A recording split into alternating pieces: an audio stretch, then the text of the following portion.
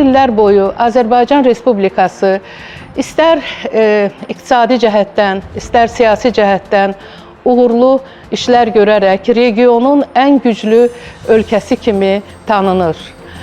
Dövlətimizin uğurlu siyasətinin bir qolu olaraq Azərbaycanda Azərbaycan mədəniyyətinə, musiqisinə çox böyük yer verilir.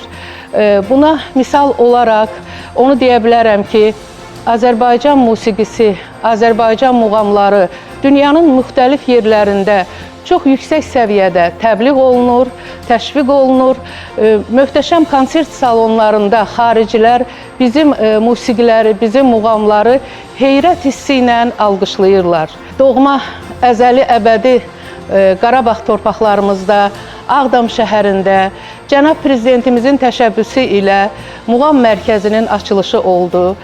Açılışda şəxsən Cənab Prezidentimiz və Azərbaycan mədəniyyətinin təəssübkeşi, hər birimizin sevimlisi Mehriban xanım Əliyeva iştirak elədi. İnanın ki, orada mənim bir Qarabağlı kimi, bir Azərbaycanlı kimi sevincimin həddi hüdudu yox idi. Orada Qarabağ şikəstəsi bir başqa cürə səslənirdi. Qalib ölkənin qalib vətəndaşı olaraq biz çox sevinirik ki, Azərbaycanımızın üç rəngli bayrağı doğma vətən torpağımızda qürurla dalğalanır.